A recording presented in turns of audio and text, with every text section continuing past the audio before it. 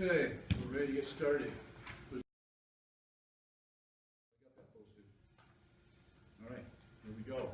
Chapter 7. This is where the video starts.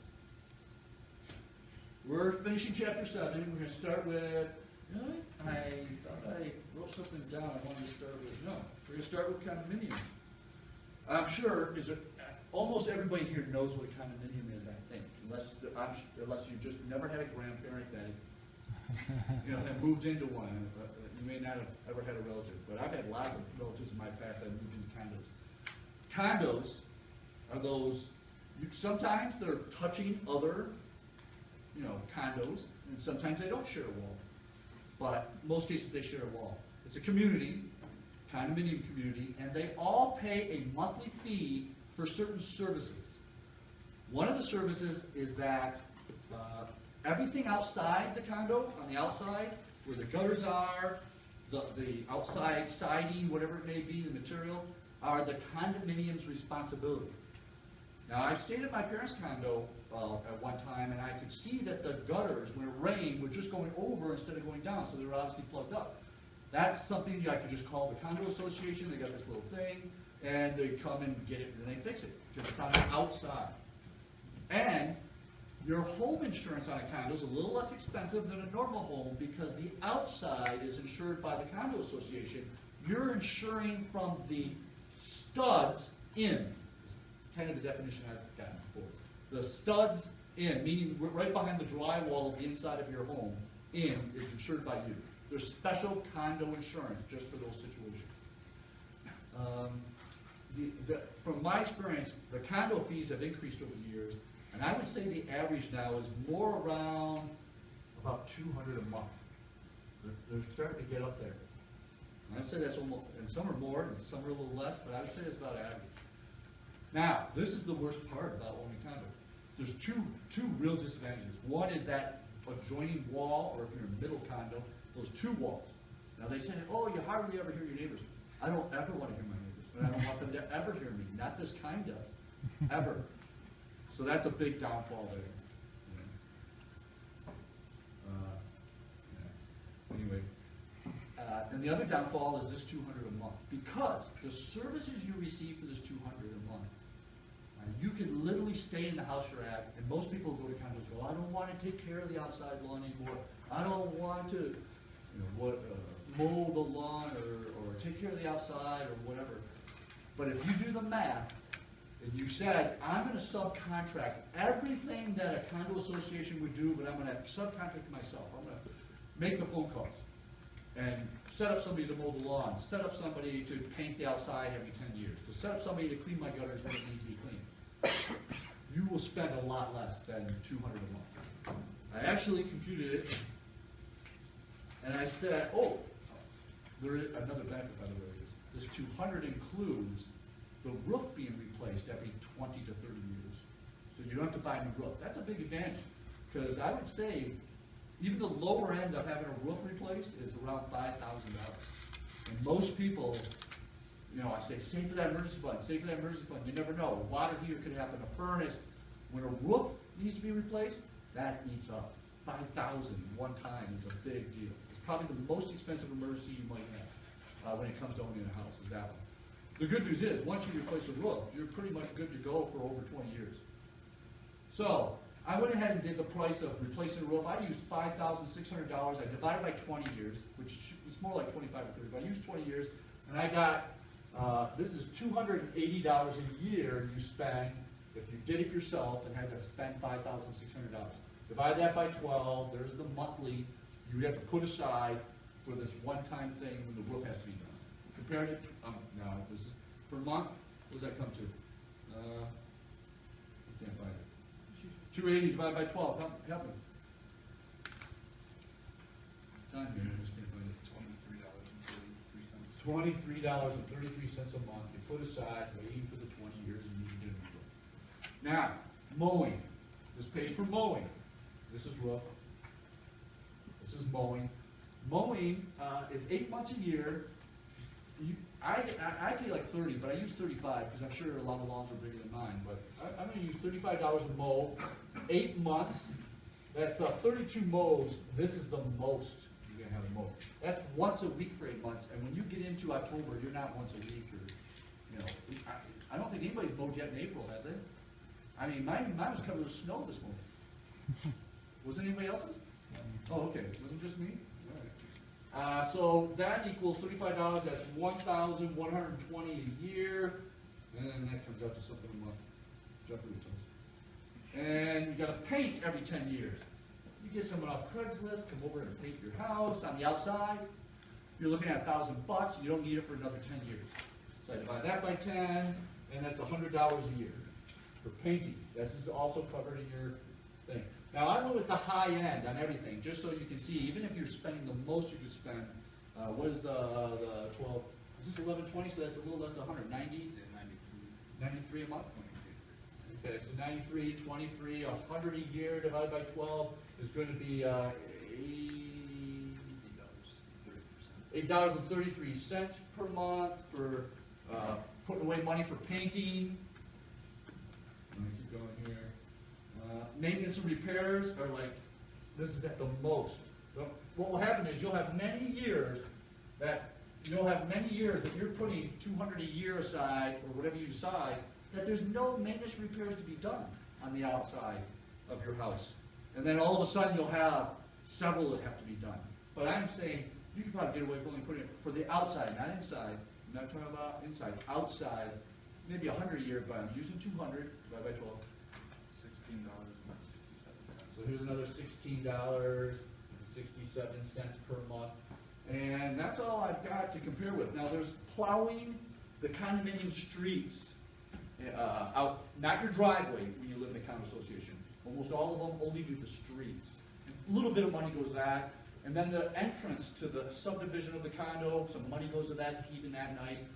But a lot of houses now in neighborhoods have associations, and the money you pay for the association, which is far less than $200 a month. I happen to live in a subdivision that has an association, and we pay $110 a year. That's it. It includes having our streets plowed, the neighborhood streets plowed, and the entrance, keeping it nice, flowers, lights, stuff like that. That's what you get for $110 a year. And the condo association does it too, so I didn't put those two because you have to pay that no matter what. I'm comparing, you know, here I'll use 198, because only about $2 is going to that, keeping the entrance nice and plowed. So 198 compared to, I added all these up, divided by 12, where is it? And it came to 100, and I added something to it at the last minute, I don't know what. $142 a month at the most. At the most. That's if everything maxes that you're already having done. So the savings here is like $58, $57, $56 a month is the savings, and I multiplied it times 12. What is it here? 50. What was that? Is that 56? My handwriting's so sloppy. 56 times 12. So if it's right on top of this. 672. So you save $672 a year just to stay in the house you're already comfortable with. Don't spend all that money to move. Don't, because you know, when you buy this condo, the taxes go to now to SEV, even though somebody lived there before, was there a long time, and their taxes are really low, your taxes go up. Just stay where you're at. Your taxes are already low there. If you're in a wheelchair, build a ramp, and just. I want to tell you, to have all these services done, you'll spend about 4 hours a year, and that's how I look at it. Let's divide this by 4 real quick. 672 divided by 4 is 168. You are paid, I look at this, it would take me less than 4 hours, so I'll tell you the average person will spend about 4 hours a year. Hey, do you mow? How much? All right, can you do it this year? That one's set. Hey, do you paint? Always get 3 prices when you're going to spend that much. If it's time to paint, if it's time to roof, get 3 prices. Anything that's semi-expensive, always get 3 prices, period. When you're going to borrow money to buy a house, always get 3 rates. You know, don't just go with the first one that said, yeah, we'll approve you, fill out the application. No, you want to find out from 3 different loans who's going to give you the best deal. And you want to let them know you're shopping. You know, because they'll make it look like the rate's in stone, but it's not. It's negotiable. So anyway, $168 an hour is how I look at it. If I go ahead and do this myself, spend 4 hours a year arranging this, if my mower I need to replace or whatever, making the phone calls, It's like paying myself $168 an hour, and that's what gets me motivated to just make the phone calls and do it myself, because that's a lot of money. And that's how I do it, and I don't, so I probably will never go to a condo, but some people love it. I know my parents love theirs. Next, real estate agent. I know I talked about real estate agent last week, but I want to emphasize one thing that I can't remember if I really emphasized or not. If you're buying a home, remember what I said about selling? Don't use an agent. Save the 4 to 6% and put it in your pocket. But if you're buying a home, use an agent. It doesn't cost you anything. And most homes won't let you walk through them unless you have an agent with you anyway to go into the house. The people leave and you go with your agent and they show you around with no one there a lot of times. And so when you're buying, use an agent, unless you're going to look at a home that's for sale by owner. The agent will call the owner and say, hey, I'm going to bring somebody to look at your home. Will you give me 3%? And if they say no, they'll say, well, I'm not going to bring these people. And then the agent will lie to you and say, they said they don't want you to come look at it, or whatever they'll tell you. They'll tell you something, and really it was because the agent wasn't going to get paid. If you see a home for sale by owner, you make the phone call and you arrange to see it yourself. Don't take the agent with you. And you let the agent know that up front. Look, you're helping me see homes that are listed, and you're taking me to them, and you're going to make a commission off the seller. But if a home's for sale by owner, I'm going to go look at it myself. I don't want to be involved with them having to not show me because they have to pay a commission. Usually a home for sale by owner, the price is set because they realize they don't have to pay a realtor commission. So sometimes you get a better deal. It's a 6% savings for the seller, so they'll lower the price. If you're worried about going to a closing, not knowing what you're doing, don't worry. Whoever's picking the title company, usually the buyer will pick the title company, but it can be the seller. The title company will give you information with step-by-step what's going to happen. They'll send you all the numbers in advance, so when you walk in the closing, you know what to expect and what the cost of everything's going to be. So don't be afraid of it. Just gather information, and you'll be ready for the closing. It's not that bad. And the worst scenario is, find any lawyer who is a real estate lawyer, and they'll go to the closing with you to protect you for about $150. And and that's way less than a real estate agent. So, if you're really worried about it, do it that way. But if you're buying, get an agent so you can get in all the homes. And when you make that lowball offer that I'm trying to convince you to do, remember when you see a home, you don't let emotion take over, and you're giving them a nice lowball offer, and if they say no, move on to the next one. When you make offers, your real estate agent's going to insist that you give a deposit to make the offer legit. And then you're not supposed to go and make an offer on another home while that's in play, because if you back out, you lose your deposit. Once you make the offer and get the deposit back, they have to not accept your offer.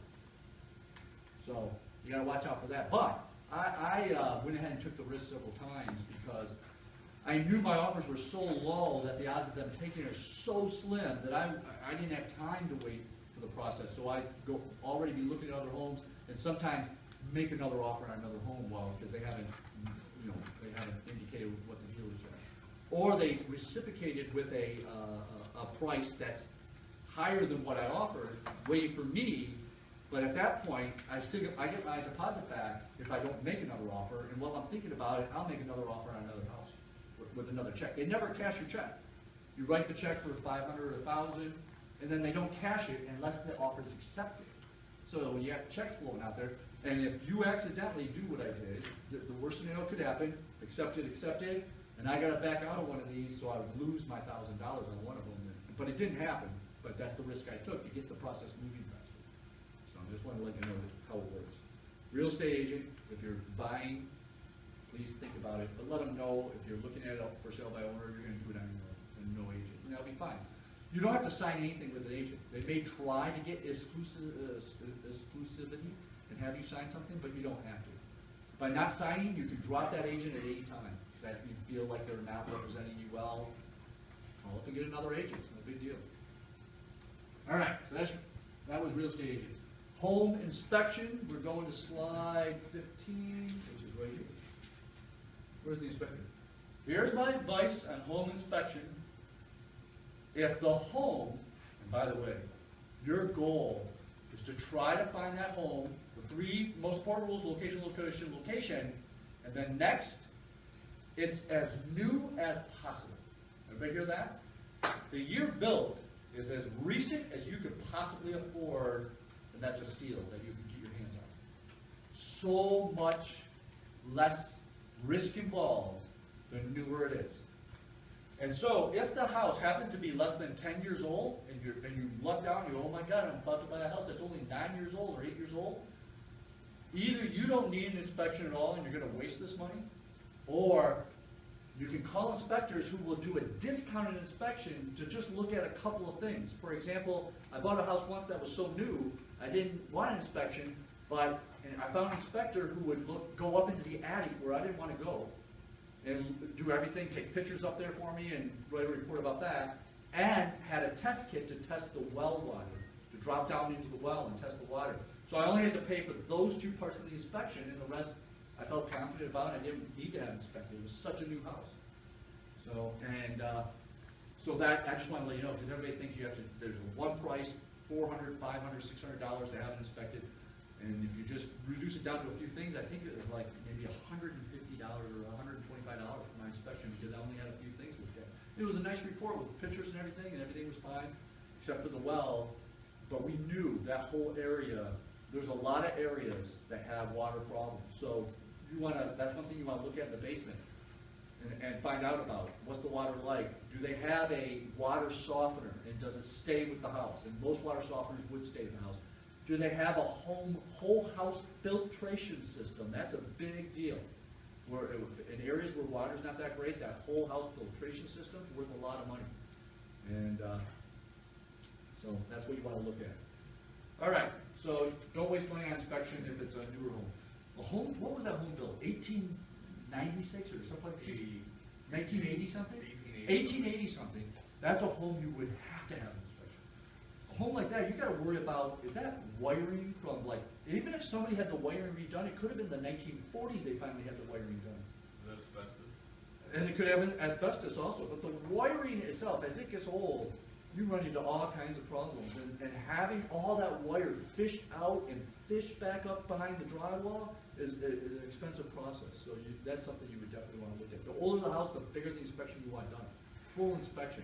And you got to take into consideration, oh, that wiring's from 1940. You got to take that into consideration. And the inspection ends up being an unbelievably great tool to negotiate a lower price, even after you've already agreed on a price. Things on the inspection will scare the seller to the point to where you're gonna be able to get that price down a few more thousand, almost every time. And never ever ever be afraid for a deal to fall apart, because that house that you feel the emotion for, that you've gotten this far with, that you're almost closing the deal, can happen again in a minute. There's so many houses out there. Wait 2 more days, 10 more houses just got listed. Wait 2 more days, 10 more. That's about, so you never allow emotion to get involved, even if a deal's falling apart. Walk away and just start looking for the next one and start again. Mortgage insurance. We're going to slide 17. Also called PMI, private mortgage insurance, PMI. I want to put that on there because you'll see a lot of things that mention PMI, and you'll go, what is this PMI? On a standard mortgage, if you put less than 20% down, almost every mortgage company will say, okay, you're going to have to pay mortgage insurance. You're paying a premium every month for an insurance plan that will pay the mortgage company, so you're buying their insurance for them in case you default. That's how, when the housing collapse took place, that was one of the big things that AIG and Fannie Mae, they held a lot of the mortgage insurance. AIG did, and they had a lot of payouts because of everybody, defaulting on their loans. So it's a big waste of money. You get nothing for this, and it's usually about a little less than 1% of the loan. So if you have a $100,000 loan, you're paying $100 a month. A little less than 100, so it'd be like $1,000 for a year, divide by 12, a little less than most of them I've seen have been around $100 a month for an insurance policy that does nothing for you. It helps the lender. So you're paying for their insurance because you put less than 20% down. Here's the deal, a lot of people go, the housing injuries, the houses are taking off, I gotta get one now, but I don't have 20% down. If houses are about to take off and gaining value, like it's happening right now in several areas, then go for it, buy it, pay the PMI. Because after the first year, anytime after the first year, you can have it removed by proving that the house gained value, you've been making payments, lowering what you owe on the loan, creating a gap that's now at 20%. And once that you prove that's at 20%, they have to remove that insurance, and you don't have to pay that every month again. Here's the downside. The proof they're going to ask for is that you pay for another appraisal, which is going to cost like $400. But you'll be saving $100 every month from that point on. If you feel confident that the house has increased in value. Now, if the house, let's say you put $10,000 down and you got a loan for $100,000, so it's $110,000. Whoops. Well, and let's say that area is increasing by 10%. So that means your house just went up $11,000 waiting for that year to go by to get rid of this PMI. And your loan was $100,000, but you've been making payments on it, but only a small part at the beginning is going to principal, so you don't owe $100,000. Let's say you owe $98,000 now. Add $11,000 to this, so that's $110,000. That's $121,000. You ready? We want to take the $121,000 minus $98,000. That's obviously $23,000. We want to take $23,000 and divide it by. You got to remember here. What we owe. So what was it? What did I say? 23,000 divided by what we owe. 98. We're over 20% now. We're 20 something. 23%. If the appraisal comes in and says your house is now worth 121, your house went up 10%. You bought it in the right area, and you've been paying $100 extra a month for this insurance. You go, I want the appraisal. It's been a year. Mortgage company schedule it. It has to be an independent appraisal they schedule. You can't pick your mortgage person that you drank with the night before and say, you're going to take care of me? Won't happen. They pick the appraiser. They come and do it. The appraisal comes in at 121 because it went up 10%. This is very common in a hot area. You now only owe 98 because you made payments for a year and you went down. The difference is over 20%. The mortgage company says it's been over a year. The mortgage insurance is gone. And now no longer do you have that extra $100 a month payment. So many people let this go on for the whole life of the loan, even though they could have gotten rid of it years ago, just because they didn't know they could get rid of it, or because they're avoiding that $400 appraisal. You know, if you're not, you say, I'm not sure I'm at the 20% yet, give it a few more months. Give it one more year, but eventually get that PMI off there once you feel like you're at that 20% or above equity. So, again, it's the appraisal minus what you owe divided by what you owe. Is that right? Or is it divided by the value? You know, I should know this. What's 23 divided by 121? So I can see what that is. That's a little less than 20%, isn't it? 23,000 divided by 121? Yeah, it's 19%. 19%. See, we need to know that formula. So, and obviously, if you have PMI, because you want to get a house without 20% down, then that's something you definitely want to look into. You want to make sure before you're going to spend that $400 appraisal that you're in that 20% equity. All right, so now, mortgage loan points. What in the heck are the points? Mortgage loans, there's a variable rate mortgage loan. What are we doing here? This is also right here. Points. There's a variable rate, there's a fixed rate mortgage loan, there's 30-year fixed rate, there's 25-year fixed rate, there's 15-year fixed rate. There's all these different variables. There's interest-only loans. When people are flipping houses, they get a loan on a house, they just make payments on the interest only, and then they flip it and pay the loan off. And it's that gives them the chance to own multiple homes because the interest payment is so small, you know, kind of less than a full payment is. I want you to see something. Jump into amortization here. Let's say you borrowed $100,000. I'm going to lower the rate. Let's go to 4.5%. And you're going to have this loan for 30 years. It starts today. Let's do this. Your payment is $506.69. Now this is the loan and the interest payment only Don't forget, you have your home insurance and your property taxes divided by 12, add to that for the full house payment. So that's just the basic part, the 506. But the schedule shows you what to expect in that first year that you're making payments. What's going on? This is yearly. That's what's going on. What the heck is that? Hang on. There we go. You're making your $506 payment. That first payment, $131.69 goes to principal, but $375 of it goes to interest. Most of that payment's going to interest the first, and then the next payment, a little less goes to interest than before, a little more goes to principal than before. And it keeps going like that, a little more to interest, or a little less to interest, a little less to 40, look at that, 50 cents less to interest now. Oh, another 40, another 50 cents less. It's just a little less goes to interest and a little more goes to principal. This is exactly how it works with a car loan too, where it's amortized over 5 years, but this one's over 30 years is the difference. So at the end of the first year, when we start there, in May, so we'll go down, where's the next May? I'm not past it yet? I'm on 12 there? So let's see how much went to, if you take about 300 and, let's call it 370 times 12. 370 times 12, that means about 4,000 went to interest. So over 4,000 went to interest in the first year. Now take 135 times 12. 1,620. You only lowered your balance by 1,620 in the first year because so much more is going to interest and principal.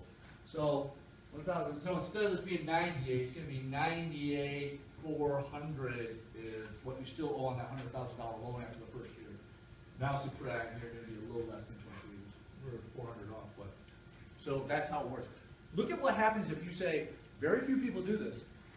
I'm going to keep this home for all 30 years. It's a very rare thing nowadays. You might have some grandparents that have done it, but very few people do it anymore. But look at what happens at the end of your loan. If you almost never, no one makes it to the end, but if you did, I don't remember, how many years into it am I? Okay, right here, going towards the end. You're making the same payment, but now almost all of it's going to principal and hardly any of it's going to interest. And that's how it is at the end of the loan, because your balance is so far down to where it was. So, and that's how it just keeps flip-flopping slightly after every single payment. All right, so points, that was where I was trying to get to. The points allows you to get a lower rate when you take this loan out because you're paying some of the interest up front. Now, I personally, because I always, whenever I'm buying a house, I always look at it as, I don't know how long I'm going to keep that. Part of me feels like I'm only going to keep it 2 or 3 years. Part of me says, it could be 15 years. I just don't know. But I always lean towards, because I'm not sure how long I'm going to keep it, I don't want to pay those points up front. The only way those points up front work out for you is if you hold that loan for a long time, because you're paying interest up front. And the APR, not the APY, that's investing, this is the loan. The APR represents as if you spread the points, the upfront interest, over the whole 30 years. So if you don't keep that loan for 30 years, the APR is really higher than what you see. Here's an example. This is my favorite loan company. Where'd it go? Hang on. Amerisave. Do you see it? Amerisave. And Amerisave offers all kinds of loans. 30-year fixed, 25-year fixed, 20-year fixed, 15-year fixed, 10-year fixed, 10-year adjustable, 7-year adjustable, 5-year adjustable. You see all these 30-year fixed FHA. That's that one where, hey, I don't have good enough credit to get a house. The Federal Housing Authority will help you get a loan, maybe a little higher interest rate. You can see the interest rate here if you did go FHA. They allow you to put a really small down payment, as low as I think like 2% maybe sometimes, low credit score, so you can still get into the house game. There are options. But look at this rate, 3.5% when the average out there is like 4.5%. Here's the reason. Points. If you're willing to pay an extra $8,329 at closing up front on interest, we'll give you this low of a rate. We'll build that into the loan So your APR is 3.78 if you keep that loan to 30 years. But I like to go the other route, where I don't put the money up front and pay the higher rate, because odds are I'm not going to keep the house for 30 years. And so, did I hit show? I meant to say show more rates. What happened? Show fewer rates. Damn. What did I just do? I wanted to see a whole bunch of 30 years. That's my goal here. And now nothing's happening. All right, let's start over. Here we go. All right. I don't know where these numbers came from. Property value, we'll call it 120. We're starting over. Loan amount, we'll just go to 100.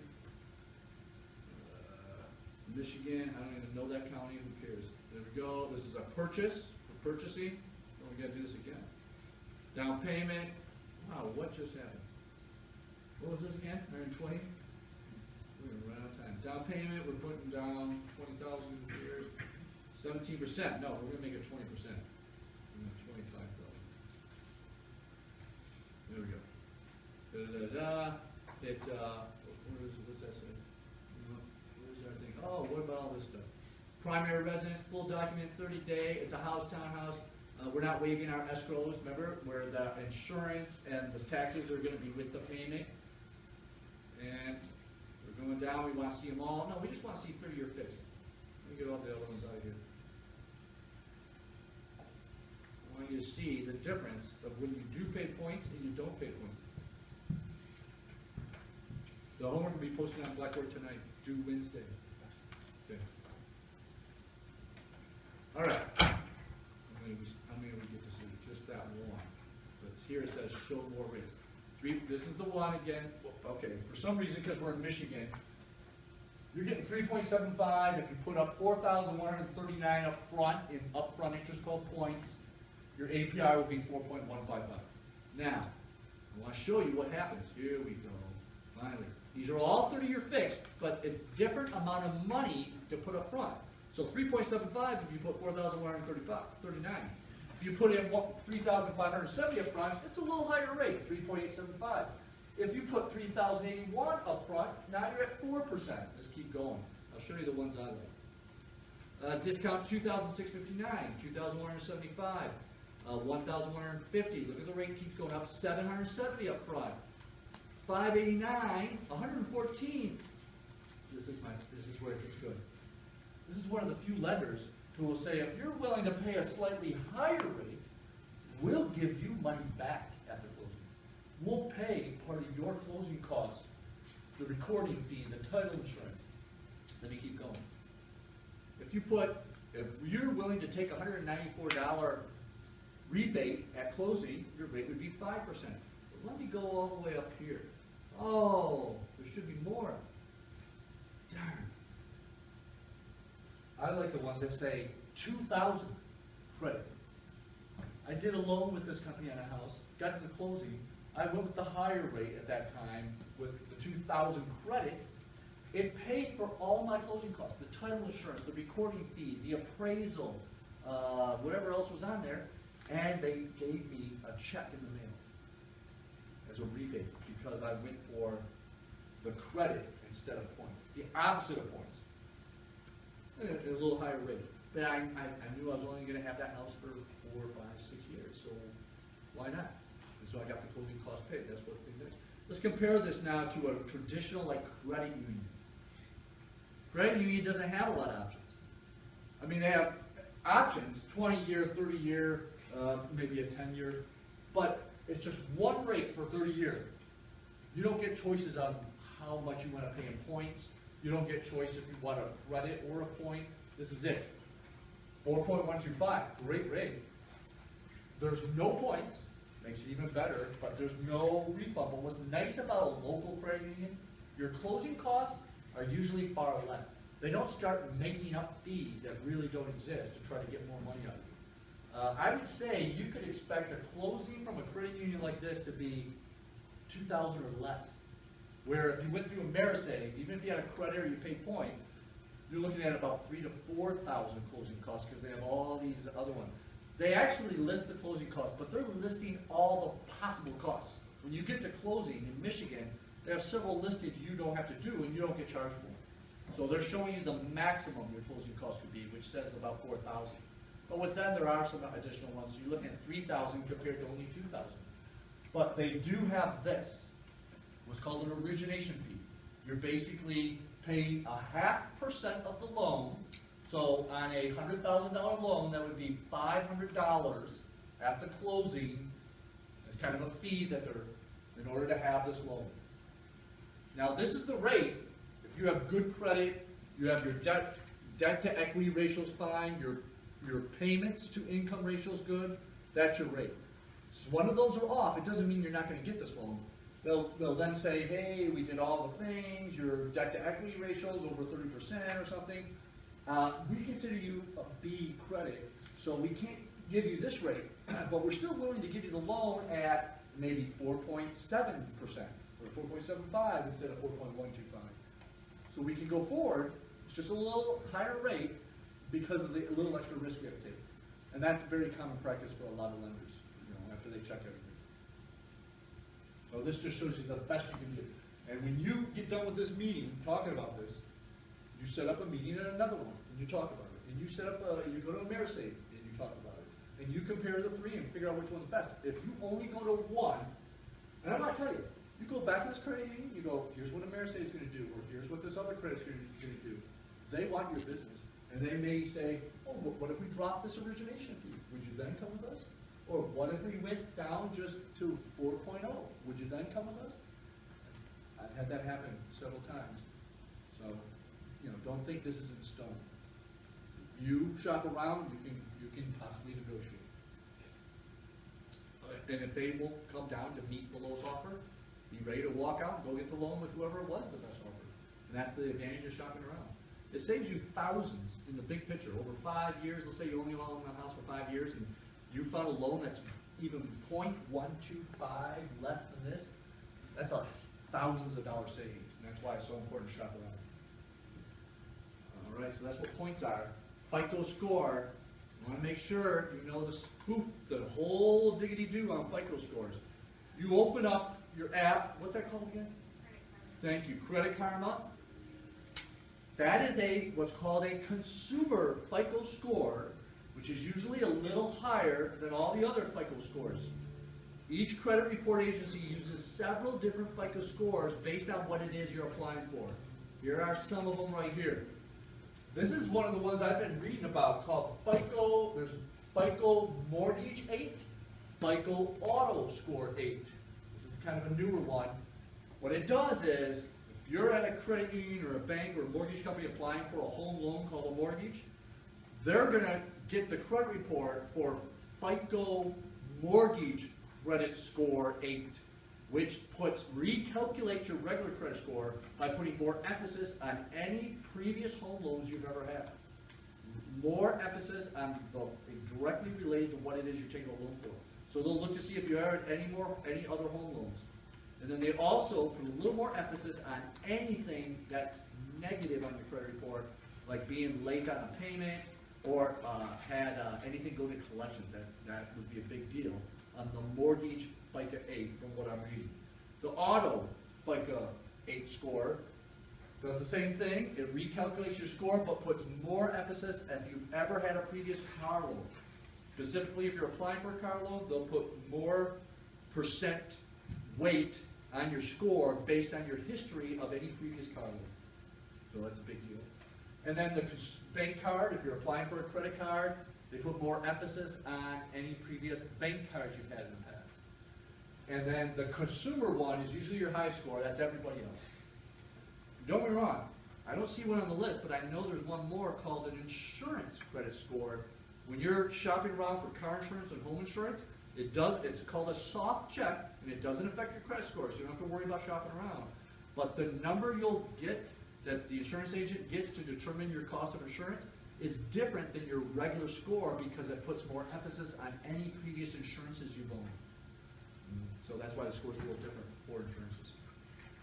All right, so don't forget you get a free credit report from each one of these once a year. Experian, Equifax, or TransUnion. You go directly to their site, or you go to that site I told you about. There's the one and only government-sponsored site called annualcreditreport.com, I think. It could be a quiz question, so look that up. I've had it on previous finals, so that's why I mentioned it. And I can't remember it myself. That's it for FICO scores. Reverse mortgage. Late night TV, anybody? Reverse mortgage? Henry Winkler? Does that sound familiar? No? You guys all smiling, but nobody will admit. Where's reverse mortgage here? We're going to slide 20. A lot of elderly people will go for these reverse mortgages. And when you have your parents get older, your grandparents right now, or whatever the case may be, and you hear the words reverse mortgage, do whatever you can to say, don't do it. Right? Don't do it. A reverse mortgage is almost exactly like a home equity loan. Almost exactly.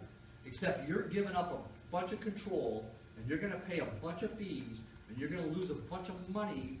Your heirs, whoever is responsible for the house after you pass, or after your parents pass, are going to have to pay, are going to lose control how it's sold and lose thousands of dollars.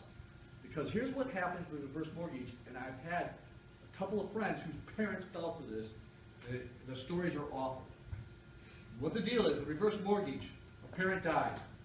It was a home equity loan, but they don't get the home equity loan in full. They get payments sent to them like a retirement.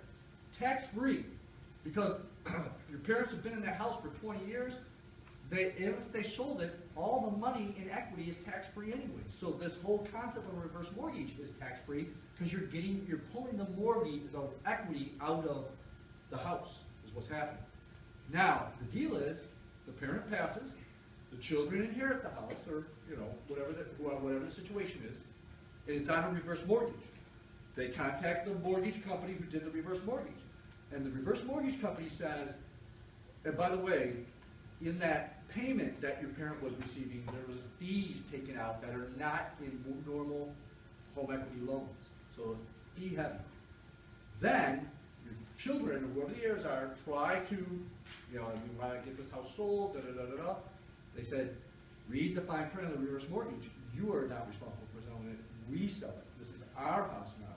And we'll sell it, and we will pay off the reverse mortgage, and whatever's left over, we'll mail you the check after we get official paperwork, which is the death certificate and proof that you are the heir. If it goes to probate, you get paperwork, whatever it may be.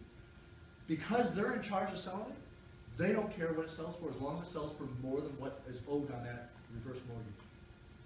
They don't have your best interest in mind. They just have their best interest in mind, and they want it sold as fast as possible to get their money back on that reverse mortgage. And so that's how that works.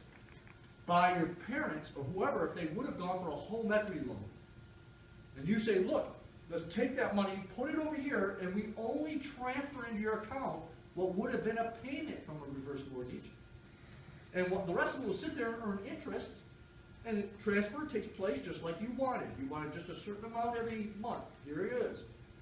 And then, when the person passes, and the house is now the responsibility of someone else, they have complete control.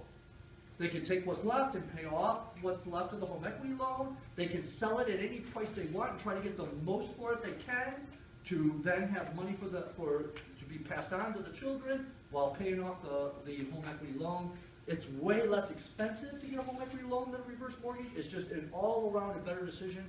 The only difference is that the elderly person wanted that tax-free money being transferred into their account every month. Like Social Security, they want that extra money being put in their account so they can do whatever they want with it. It can be set up just the exact same way with a home equity loan and avoid all that nonsense and lack of control. All right. How we doing? Refinancing. This is a big deal.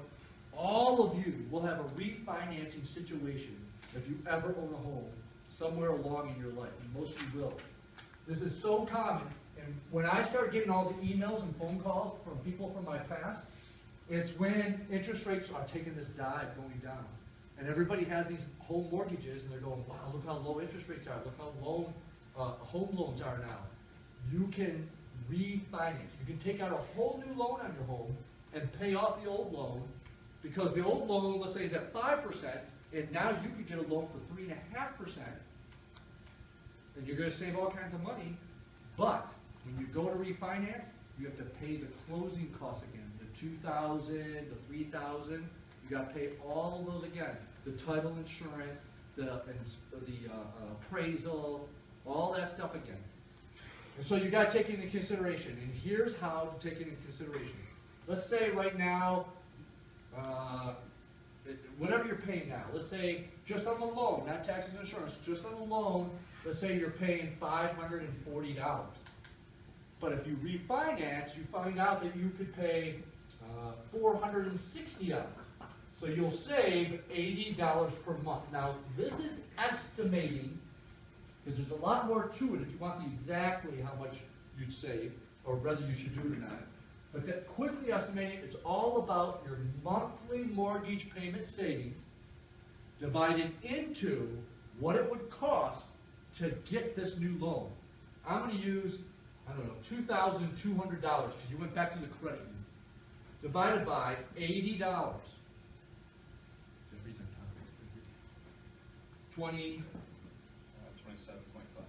27.5 months. And this is how I always say it on the phone. I'm going to use 28. 24 is 2, so that'd be 2 years and about 4 months. Just a hair under 2 years and 4 months. So this is, then we get to that point when I'm on the phone or I'm emailing. And I say, now here's what you got to say to yourself. If you can say without a doubt in your mind that you're going to stay in that house for over 2 years and 4 months from the time you do this refinancing, it's a great decision. Refinance. If you think there's any chance you'll be selling that house in less than 2 years and 4 months, you should have never refinanced because you never recouped your amount of money you had to spend to get that new loan. And almost always, it's right around 2 years is the break even every time I do this calculation with people in real life. Okay? So that's how you make the decision whether you refinance or not. My hint is, usually if the current interest rate you're paying and the new interest rate are 2% or more apart, you're probably in your best interest to refinance. Less than 2% apart, you need to calculate and decide if this is something you should really do. Because it may not be worth the fees, because of the amount of time it will take to break even. Everybody get it? There's your refinancing one. Because you want to take advantage of lower rates, your payment's lower. Now, adjustable rate mortgages. This is the time where you got to say, if you don't have that page in your book because you have an old edition, where's my book? Because you have an old edition, you want to take a picture of either mine or anybody has a newer edition of this page because you're going to need it for your final exam. It's that page that has all those numbers where you can determine your payment. Page 231 on the newer edition, the older one. The older one doesn't have the lower rates. The older edition start at like 5 or 6%. You need the 3%, 3.5%, and 4 and 4.5%. So you got to do. All right. Here's the deal.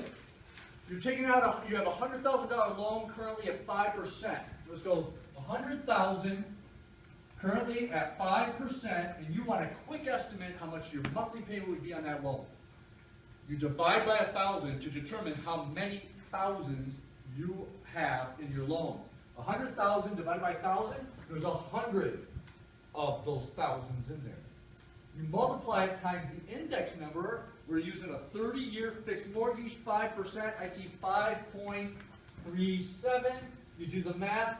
Your estimated payment would be about $537 a month.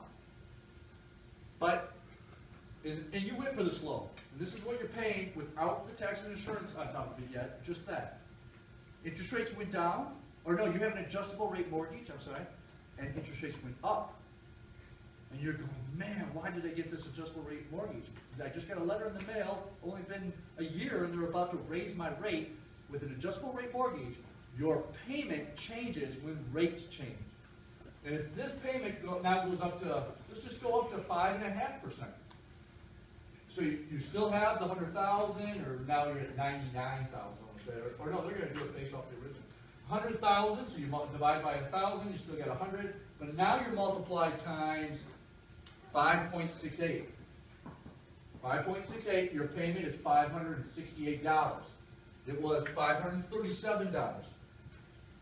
This is on a final. It's going to say, how much will your payment change because you decide to take out an adjustable rate mortgage?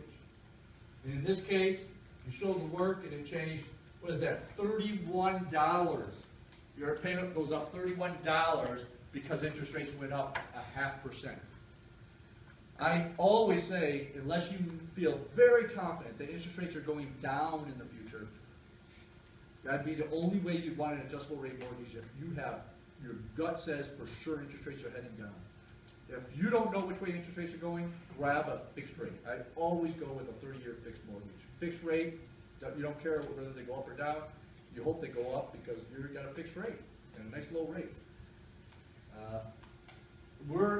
We already passed the lowest rates I've ever seen in my life for home mortgages. They're in the 3% with if you're not doing any points. And now the average is more like 4.5%, like the one of the credit union right now. But still, 4.5%, that is so low. I want to tell you, when I was graduating from college, the average rate on a mortgage was like 12%. So you can see how much interest rates have changed over the years. I could have money in a savings account at a bank, and I was making like 6% on a savings account. You know, that's with no risk at all. That's how interest rates have changed over time. All right, so you know now about refinancing and calculating the difference in payment on adjustable rate mortgages. Amortization, we did an amortization schedule. We only have 1 minute to get the in-class assignment done. I'm going to add it to homework. You got to take a test now. What are those? Oh, yeah. I had some of you do that survey. I'm going to pass the rest out. Can anybody, we don't have time now, but I need you to do that survey again because it's the end of the semester. I'll have to do it next time. All right. I will see you for our last lecture on Wednesday. Anybody